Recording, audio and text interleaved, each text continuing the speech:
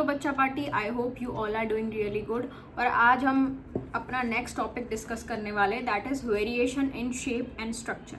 तो उससे पहले तुम ये समझ लो कि स्ट्रक्चर का मतलब क्या होता है। स्ट्रक्चर का मतलब होता है कि किसी चीज़ के अंदर उसके पार्ट्स का अरेंजमेंट कैसे है।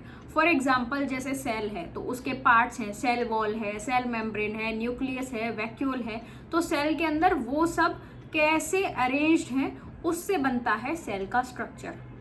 एक दूसरा एग्जाम्पल भी ले लेते हैं। फॉर एग्जाम्पल तुमको पता है कि जो अर्थ है उसमें 3 लेयर्स हैं, core, mental and crust.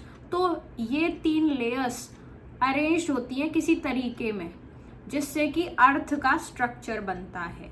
I hope तुम्हें समझ आया हो कि स्ट्रक्चर का मतलब होता है कि किसी चीज़ के अंदर उसके पार्ट्स किस तरीके से अरेंज्ड होते हैं, वो बनाते हैं उस चीज़ का स्ट्रक्चर। अब हम ये समझते हैं कि ये जो variation in shape and structure वाला टॉपिक है वो हम पढ़ ही क्यों रहे हैं। वो हम इसीलिए पढ़ रहे हैं क्योंकि एक बार हमें variation in shape and structure of anything समझ आ जाए, मतलब वेरिएशन का मतलब होता है चेंज। एक बार हमें चेंज समझ आ जाए किसी चीज़ के शेप और स्ट्रक्चर में, तो फिर हम ये पता कर सकते हैं कि उस चीज़ का उसके शेप और स्ट्रक्चर के हिसाब से क्या फंक्शन होगा हमारी बॉडी में। और क्योंकि अभी तक हम सेल्स के बारे में डिस्कस कर रहे थे, तो अगर हमें ये पता चल जाए कि कौन से सेल्स का शेप क्यों वैसा बनाया भगवान ने, आखिर क्यों है वैसा शेप उन पर्टिकुलर सेल्स का, तो हम समझ जाएंगे कि उनका फंक्शन कैसा है। क्योंकि शेप और स्ट्रक्चर अलग अलग फंक्शन के हिसाब से होता है। शेप एंड स्ट्रक्चर हम क्यों सीख रहे हैं, हम क्यों पढ़ रहे हैं variation in shape and structure, ताकि हम ये समझ पाएं कि फंक्शन क्या है उन सेल्स का। समझे? तो आपके बुक में आप बहुत ध्यान से देखना, आपको 2 तरीके के सेल्स दिख रहे होंगे।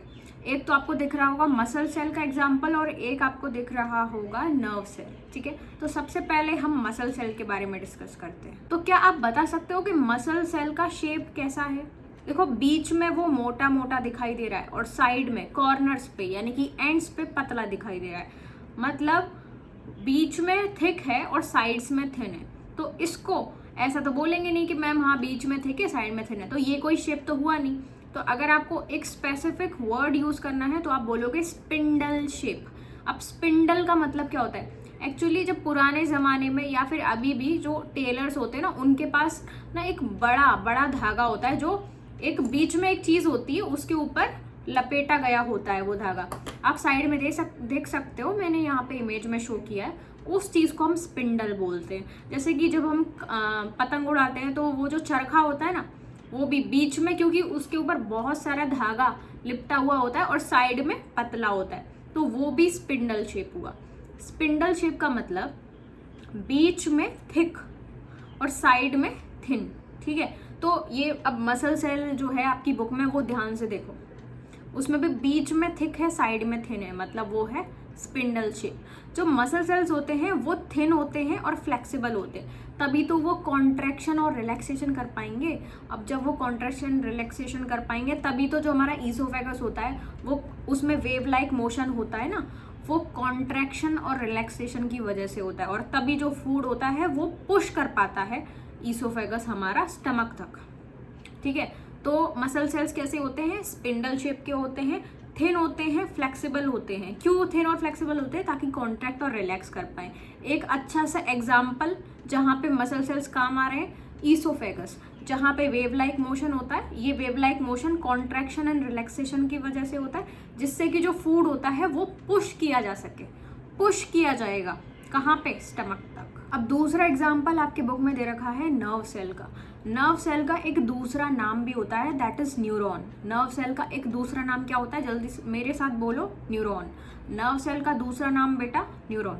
अब जो न्यूरॉन है वो तुमने देखा होगा कि वो लॉन्ग है और ब्रांच्ड है।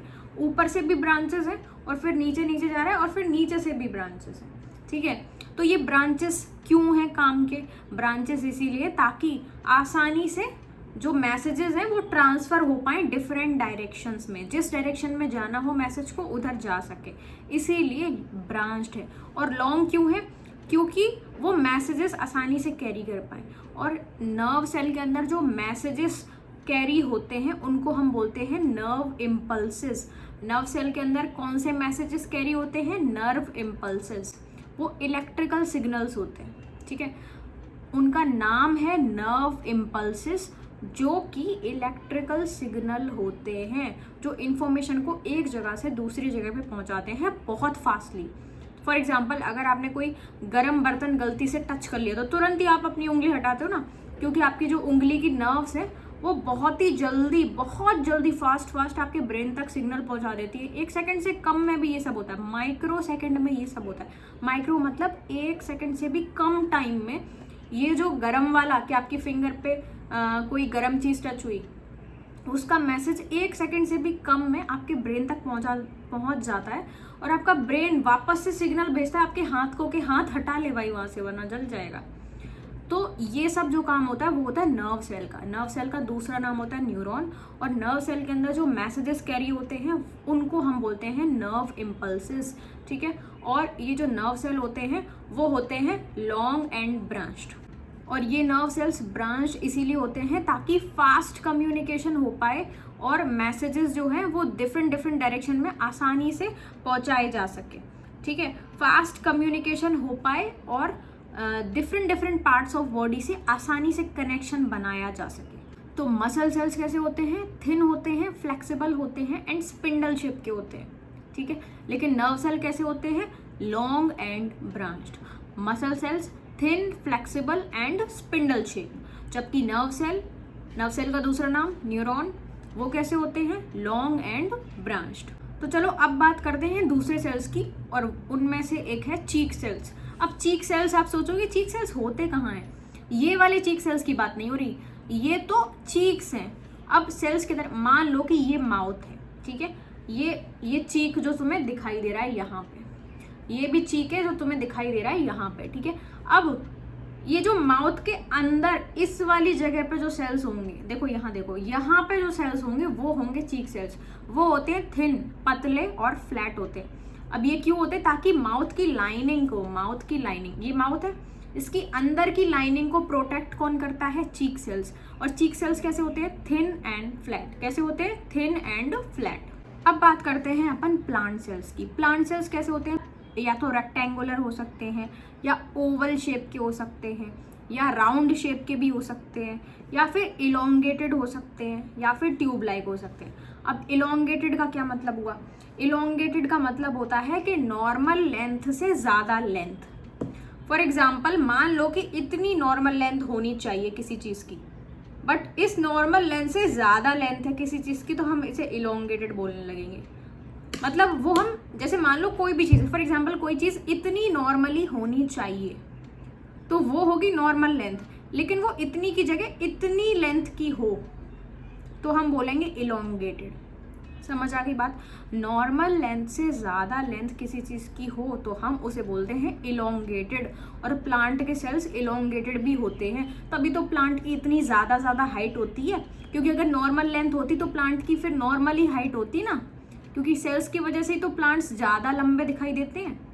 समझ आ गई बात? और प्लांट में ही जो ट्यूब शेप के सेल्स होते हैं वो वाटर को कैरी करने में मदद करते हैं। कहाँ से कहाँ तक?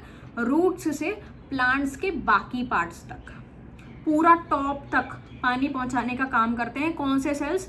ट्यूब सेल्स, जो कि प्लांट्स में प्रेजेंट होते हैं। समझ आ गई बात? एक और एग्जाम्पल दे रखा है तुम्हारे बुक में, दैट इज डाइजेस्टिव सिस्टम। अब डाइजेस्टिव सिस्टम में एक एग्जाम्पल तुम्हें दे रखा है तुम्हारे फूड पाइप के बारे में, जो मैंने तुम्हें बता दिया कि उसमें वेव लाइक मोशन होता है। मसल्स जो होते हैं वो वेव लाइक मोशन करते हैं। क्यों कर पाते हैं? क्योंकि कॉन्ट्रैक्शन एंड रिलैक्सेशन होता है मसल्स का, क्योंकि मसल सेल्स जो होते हैं वो थिन एंड फ्लेक्सिबल होते हैं, तभी वो वेव लाइक मोशन करके फूड को पुश करते हैं स्टमक तक।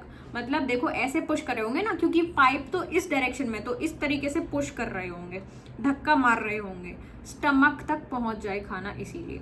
और स्टमक के मसल सेल्स में क्या होता है? स्टमक के मसल सेल्स फूड को चर्न करते हैं। चर्न का मतलब होता है फूड को मिक्स करना या फिर स्टिर करना बहुत ज़्यादा फोर्स के साथ। मतलब जो फूड है उसको अच्छे से घुमाना और मिक्स करना बहुत ज़्यादा फोर्स के साथ, इसको बोलते हैं चर्न करना। तो स्टमक के जो मसल सेल्स होते हैं वो फूड को चर्न करते हैं। जैसे बटर को चर्न किया जाता है ना, मक्खन को चर्न किया जाता है, लिटिल कृष्णा में तो तुमने देखा होगा ना, वैसे ही स्टमक भी बहुत फोर्सफुली, बहुत ज़्यादा फोर्स के साथ हमारे फूड को मिक्स करता है और स्टिर करता है, मतलब घुमाता है और मिक्स करता है फोर्सफुली। तो स्टमक के मसल सेल्स ये काम करते हैं। जैसे मैंने तुम्हें अभी बताया था ना, जैसे कि जो चीक था उसके इनर लाइनिंग वाले जो सेल्स थे वो थिन और फ्लैट थे, वैसे ही जो स्टमक होता है उसकी भी एक इनर लाइनिंग होती है। उसकी जो लाइनिंग सेल्स होते हैं वो क्या सीक्रेट करते हैं, एक तो हाइड्रोक्लोरिक एसिड मतलब HCl और डाइजेस्टिव जूसेस, जिससे कि जो फूड मसल सेल्स ने स्टिर किया, मिक्स किया, चर्न किया, उसको डाइजेस्ट किया जा सके। स्टमक के जो लाइनिंग सेल्स होते हैं वो हाइड्रोक्लोरिक एसिड और डाइजेस्टिव जूसेस रिलीज करते हैं, और स्टमक के जो मसल सेल्स होते हैं वो फूड को चर्न करते हैं। सो फाइनली हम समझ चुके हैं कि variation in shape and structure of cells क्यों ज़रूरी है। मतलब जो डिफरेंट चेंज है किस चीज़ में, किसी सेल के शेप में और किसी सेल के स्ट्रक्चर में, वो जो वेरिएशन देखने को मिल रहा है हमें, जो चेंज देखने के लिए मिल रहा है, वो इसीलिए ज़रूरी है ताकि अलग अलग सेल्स अपने अलग अलग फंक्शंस परफॉर्म कर पाए। So that was it, that's all for now. I hope तुम्हें ये लेक्चर बहुत अच्छे से समझ में आया हो। In case you have any doubt तो please comment your doubt below, और तब तक के लिए इस वीडियो को लाइक कर दो और चैनल को सब्सक्राइब करना बिल्कुल भी मत भूलना, और हम मिलते हैं नेक्स्ट वीडियो में।